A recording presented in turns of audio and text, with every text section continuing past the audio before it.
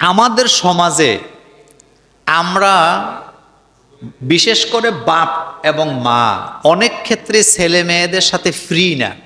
কথা কি বুঝতেছেন আপনারা?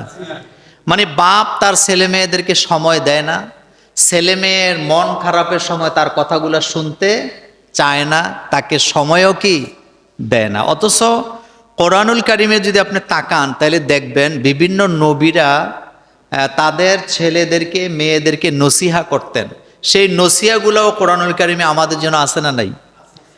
যেমন হযরতে লোকমান হাকিম তার ছেলেকে নসিহত করতেছেন, ইয়া বুনাইয়া লা তুশরিক বিল্লাহ ইন্নাশ শিরকা লাযুলমুন আযীম।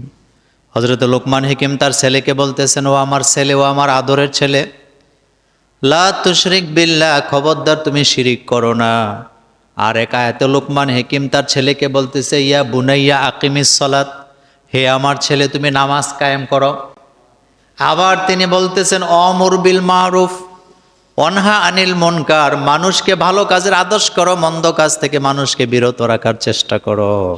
আবার তিনি তার ছেলেকে বলতেছেন, অসবির আলা মা আসাবাক, তোমার জীবনে যত বিপদ আপদ মুসিবত আসুক না কেন তুমি মুসিবতের সময় ধৈর্য ধারণ করো। এটার দ্বারা বোঝা যায় বাপ এবং মায়ের দায়িত্ব হলো ছেলে মেয়েকে সময়ে সময়ে নসিহা করা।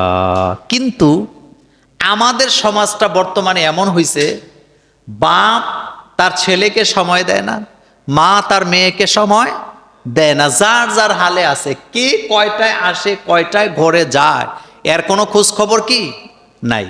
দেখেন, কৈশোর বয়সে ছেলে মেয়েদের মন খারাপ হয়, হয় কি না? তো মন খারাপ হইলে আপনি তাকে ধমকি দিবেন না, আপনি তাকে গালাগালি করবেন না, বরং তার হৃদয়ের কথাগুলো শোনার জন্য কি চেষ্টা করবেন, তাকে আপনি কাছে ডাকবেন। আপনি যদি আপনার ছেলে মেয়েকে সময় না দেন, ছেলে মেয়ের দুঃখ কষ্ট মন খারাপের কারণগুলি যদি আপনি শুনতে না চান, নিশ্চিত একদিন আপনার এই ছেলে মেয়ে পথভ্রষ্ট হয়ে যাবে। এজন্য মা বাপ ছেলে মেয়ের বন্ধু হওয়া লাগবে। কি হওয়া লাগবে? হযরত ইয়াকুব আলাইহিস সালাম তার ছেলের কতটা কাছের বন্ধু ছিলেন বলেন। হযরত ইউসুফ আলাইহিস সালাম যখন স্বপ্নে দেখলেন তাকে চন্দ্র সূর্য তারকারাজিরা সেজদা করছেন, ছেলে কিন্তু বন্ধু বান্ধবের কাছে এই কথা আগে বলে নাই, সবার আগে বাবার কাছে গেছে।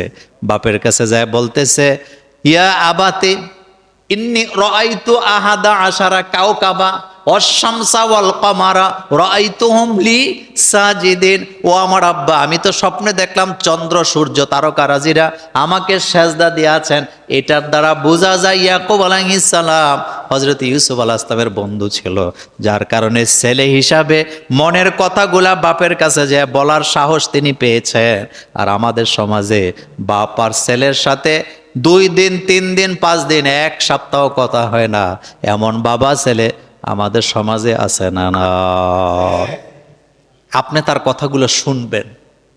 আপনার ছেলের মন খারাপ, মেয়ের মন খারাপ, আপনি তার কথাগুলো কি শুনবেন, সে কি বলতে চায়, কেন তার মনটা খারাপ হলো। তাহলে আপনার ছেলে কখনো পথভ্রষ্ট হওয়ার সম্ভাবনা নাই। আপনি তাকে নামাজের কথা বলবেন, আপনি তাকে ধৈর্যের কথা বলবেন, আপনি তাকে ইসলাম শিখাবেন, আপনি তাকে রাসূলুল্লাহ সাল্লাল্লাহু আলাইহি ওয়াসাল্লামের সুন্নাহর তালিম দিবেন, কোরআনের তালিম দিবেন। এই ছেলে হবে আপনার চক্ষু শীতলকারী সন্তান। আর আপনি যখন দুনিয়া থেকে চলে যাবেন, এই ছেলে মেয়েগুলা হবে আপনার জন্য সদাকায়ে জারিয়া। সারাটা জীবন আপনি মরার পরে আপনার মাগফিরাতের জন্য তারা আল্লাহর কাছে দোয়া করবে। আর আপনি যদি ছেলে মেয়েকে মানুষ করতে না পারেন, এই ছেলে মেয়ে ভবিষ্যতে গাঁজা খাইয়া পড়ে থাকবে, নেশা করে পড়ে থাকবে, বাপ মার কবরটা কোথায় আছে সেই খবরও নেওয়ার সুযোগ তার থাকবে না।